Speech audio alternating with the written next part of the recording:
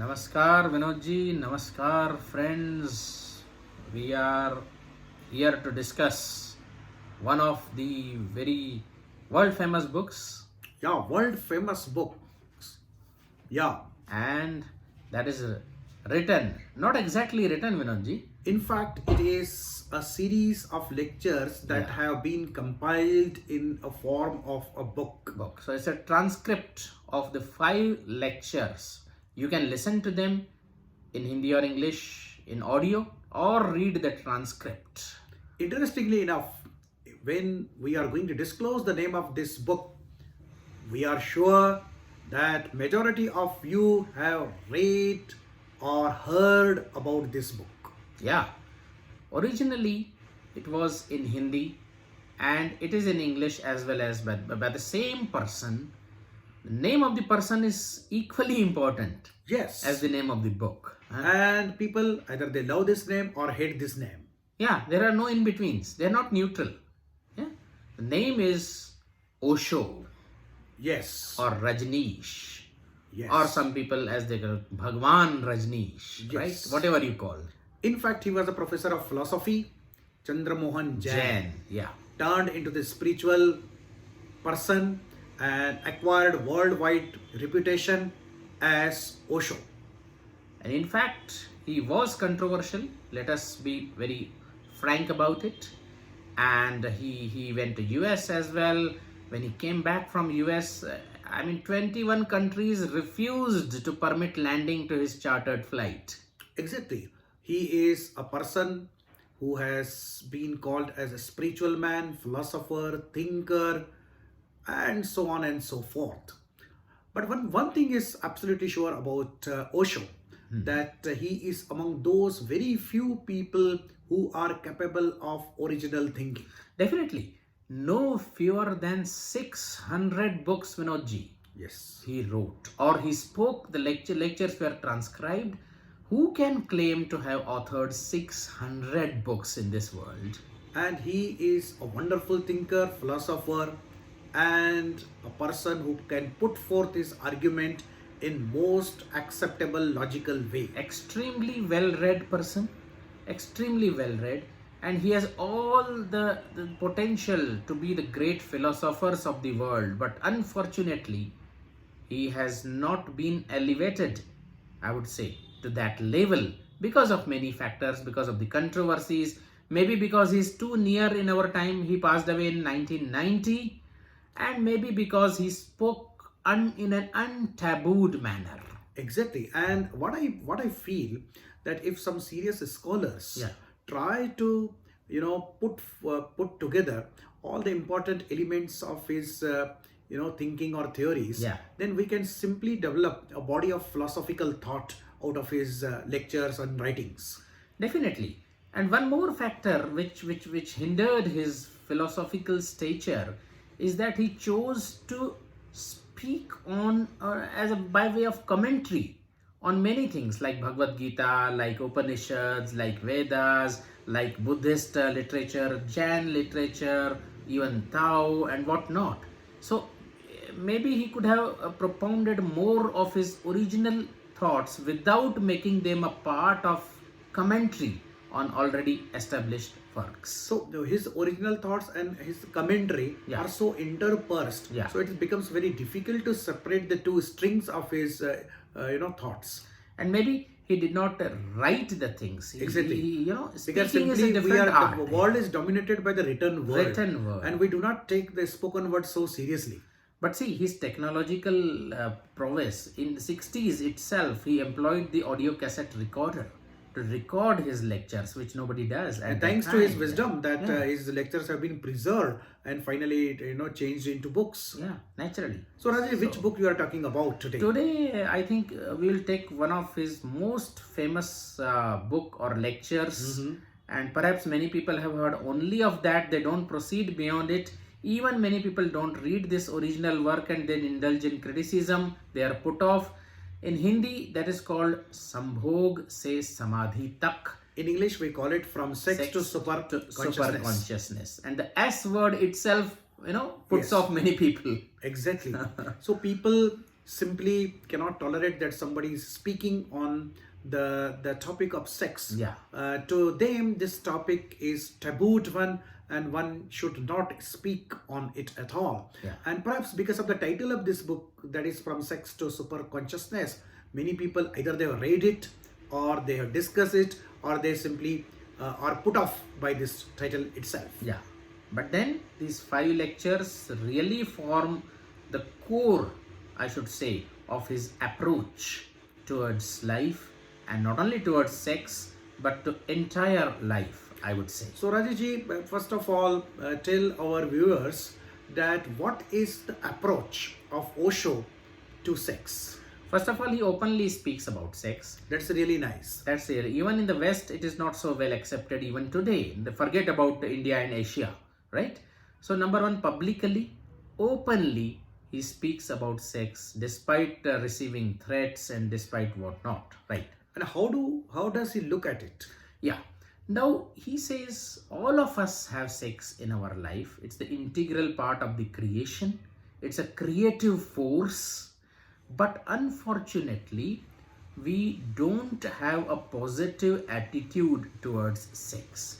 We simply indulge it as it is the natural thing to do, or we want to have children, or simply we can't resist the necessity of having sex. He says for millennia together, all the religions have tried to proscribe it, ban it, or permit it in a very, very narrow circumstances, and they have tried to repress it, as famously Sigmund Freud elucidated.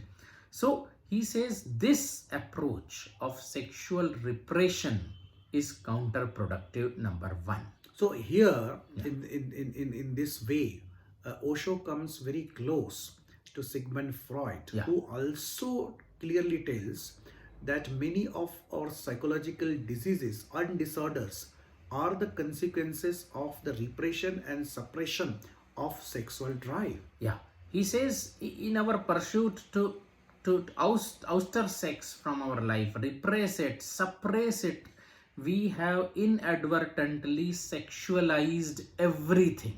All our songs, all our art, all our novels, everything is permeated by sex. Because psychologically speaking, something from which you try to run away, it comes back to you with the greater force. And more you repress it, more forceful it becomes, and more waywardly it becomes. And therefore, if those who are familiar with the Freudian psychology, they know that 90% of our daydreams or fantasies, they are essentially sexual in orientation. Yeah. Now this is the beginning of Osho's discourses on From Sex to Superconsciousness. So in a way, Rajesh, you would like to say that Osho intends to liberate sex from all the trappings of suppression and repression. Definitely.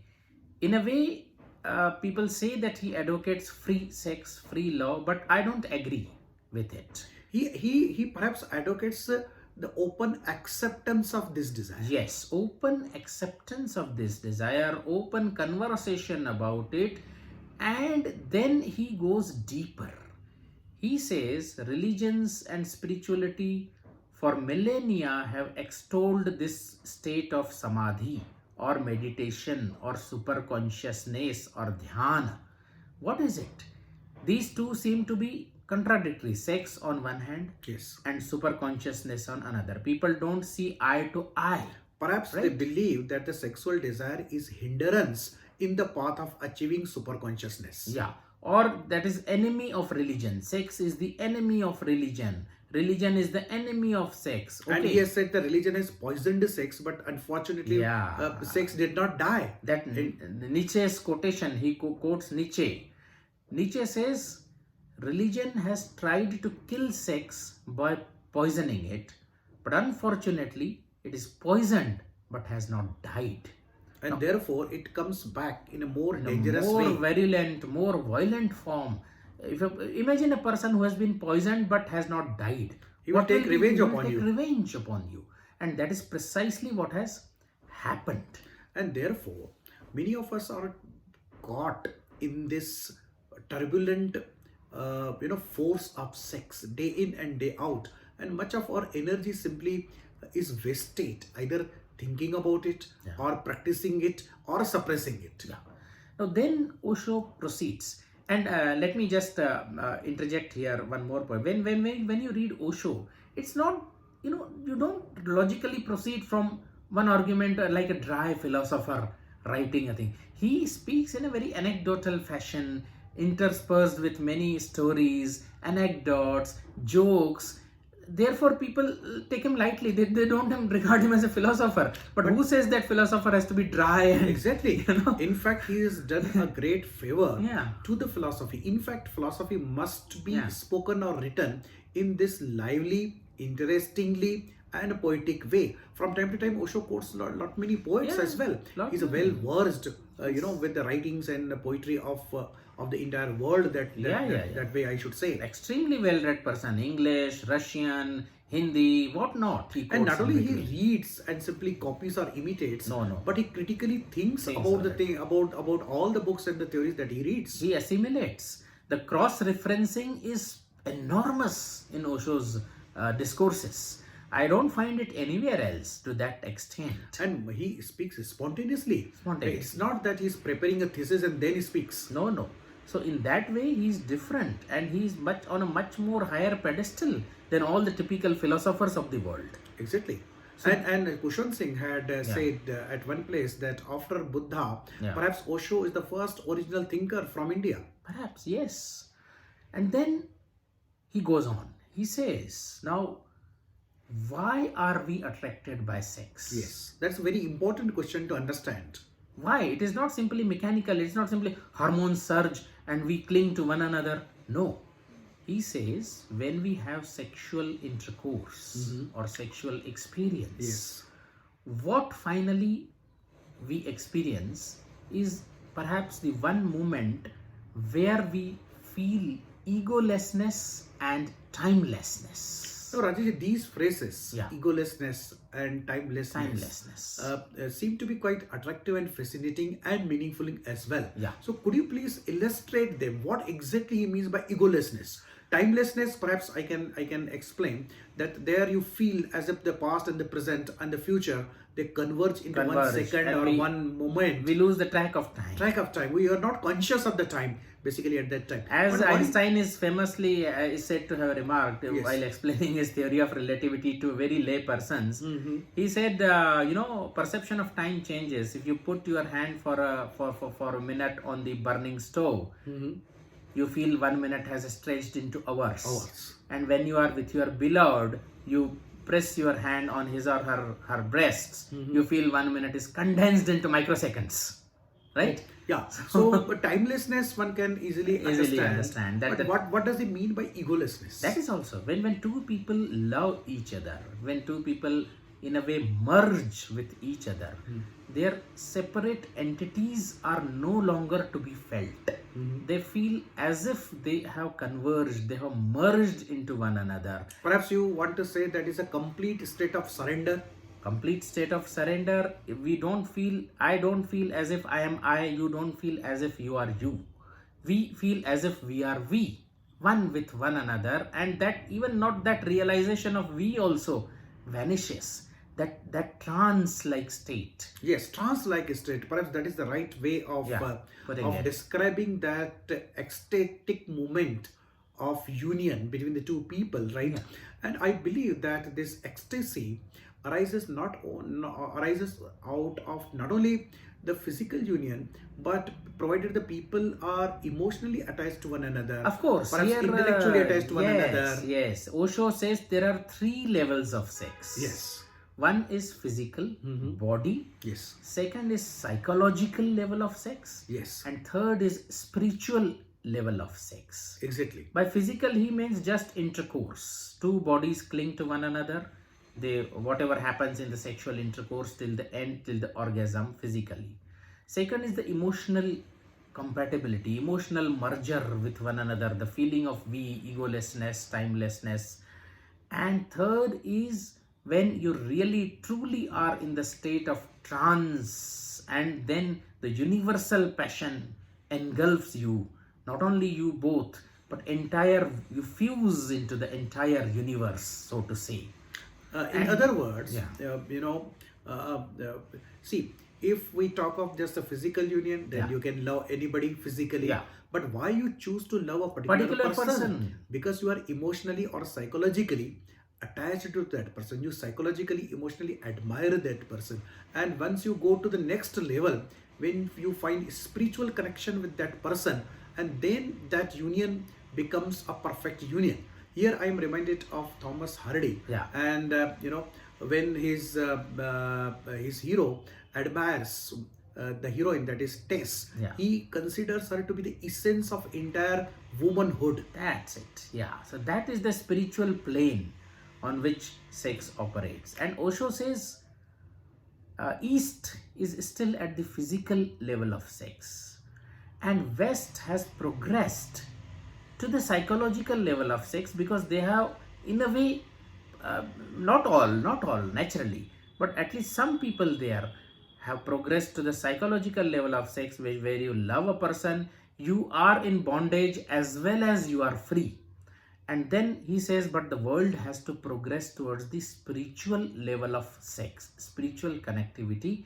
And what he means here has to be understood properly. When he says egolessness and timelessness are experienced fleetingly while having sex, maybe physically or psychologically, then he says, but this is the natural way available to all of us, but it is very transient. Yeah. So although it may be fascinating, Yeah. but the tragedy of this sex experience is that it is a transient one, and therefore people want to come back to it again and again. They want, just after 5 minutes you feel like having it again, right?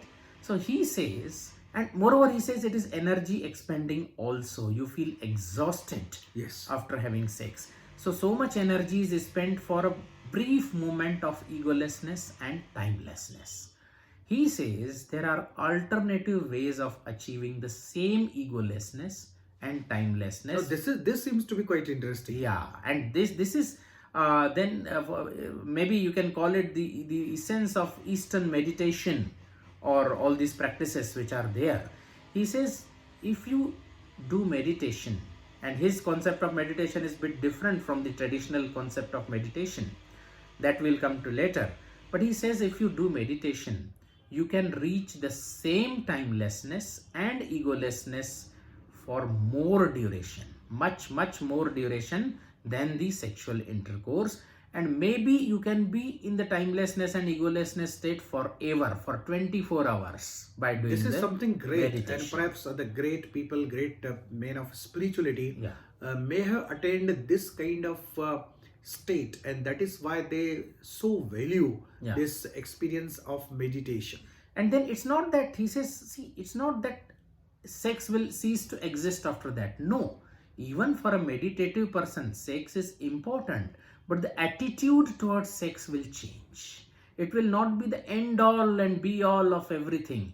It will be just another way to obtain the egolessness and timelessness in conjunction with one more person. Meditation one does solitarily in a way, but sex is where two people, or sometimes more than two people, come together and have that experience of timelessness and egolessness. So he says, now what we feel, sex is the end all and be all of the life. So in a way, he wants us to go beyond it. Beyond. You have to go through it, and only going through it, you can open up another door, which will take you to the higher consciousness. Yeah. What is the current situation? He says there is only one door naturally available, and even we try to close it as hard as possible. For all of, right from the childhood, we tell the child that sex is not such a light thing. You should be very careful. It is sinful. It is unclean. Maybe sometimes we don't tell nowadays, but still it is closed. It is not that much open. When a child attains puberty,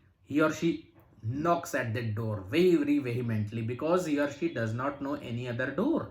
He says we should open the another door of meditation, of spirituality, right from the childhood, so that there are multiple doors of attaining the bliss.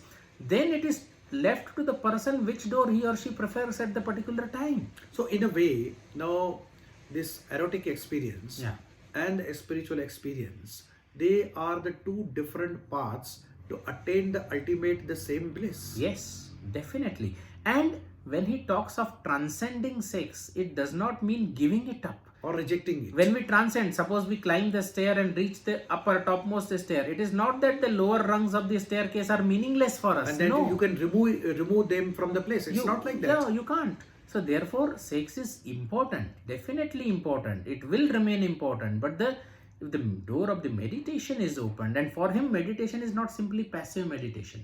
No, it's not just sitting in the one pose and thinking or concentrating on something or being mindful. He says true passivity can be attained after you have exhausted your energies in activity. So his are the active meditations. You weep, you dance, you run, and when you feel exhausted, you will slumber into the passivity and you will enjoy the experience of passivity. Perhaps it is a kind of a catharsis. Catharsis, yeah. So that's all he says. He says at least, and yes, he's advocate of open marriage. Let us not beat around the bush. He says the marriages as they are now, they are simply bondage. Even if you like or don't like, once you are bound forever. But no, he says if you truly feel that you are not compatible, you should move on. There's no problem. And he says West at least is authentic in that way that they are open to this possibility. Divorce is easier and they are more authentic than traditional Asian cultures, because in Asia still the divorce is frowned upon, maybe because it gives rise to instability. The stigma and marriages are continued not for the sake of pleasure or the bliss, but they are continued because there is no other alternative available. Because women are economically dependent. And they are not accepted easily after marriage. So perhaps these are behind, or because of the responsibility of the children, people simply drag on the marital bond. And even if both are economically independent, he says if you are truly in love, yes, you can remain married for life. But then the love should be an authentic love. It should not be a compulsion, a bondage. And of course, we know that it gives rise to instability, as West is witnessing, single mothers and all that. But then we have, as a society, we have to choose what is preferable: inauthentic life with stability, or authentic life with some instability. Or simply we can say that the marriage and love are altogether two different issues. Love can exist in or outside the marriage. It operates altogether on the different plane. And then he says when you are compulsively into a marriage or into any relationship, it degenerates. Even the sex degenerates. Even the physical sex, it does not remain at the physical level. It degenerates into a duty. A very famous phrase he uses. He calls, the missionary position as a charity between the sheets. Yes. Something like that. You know. Yeah. So because people indulge in this act just out as a sense of a duty. Or there is no other alternative. No. So this kind of degeneration, of course, no person in the right mind would prefer such kind of degeneration. But then it takes really courage, and in Eastern societies it takes much more courage to really come out of such a bondage. And truly sex can be elevated to the level of superconsciousness, and both are equally important. But we should not neglect to open this door right from the childhood. He says at any age you can try. He says you can take the experience of timelessness and egolessness to the higher planes and attain more of it through meditation. So to sum up, we must adopt open attitude towards sex and erotic experience, and we must equate it with the spiritual path, because spirituality ultimately would lead you to the higher level of bliss. Simply sex can also perform that wonder, but it performs it for a short time, and if you want to enjoy it, the state of egolessness and timelessness, then sex has to be coupled with meditation. And I'm reminded of Sam Harris. He appreciated this concept. He was a neurologist. Yes. And he says all these are ways to experience bliss, experience happiness, and these should be investigated as neurological and psychological techniques, rather than associating them with religion or God or any particular sect. We can investigate them and make them available for all people. So and Osho famously, I mean, many people may be misled by the term spirituality with God and religion. No, he was not a votary of any religion or any god. He was a very open-minded person, and this particular introductory book of his, if you read, and then he has written on all kinds of possible subjects. Of course, I will not go into that right now, but it's this really fantastic literature which he has created. But this introductory piece one should at least go through, and without any prejudice, because many people are put off by the O of Osho itself. And Yes. they just recoil at the mention of this. Take it on the stamp paper that once you read Osho, you are not going to be the same person again. Correct. Something would be added Yeah. to your consciousness, to your sensibility, Yes. to your feelings, to your intellect. Yes, definitely. So, on this note, we conclude this episode and we wait for your comments and share the information of this channel through literary lens with others as well. Yes. Bye bye. Bye bye.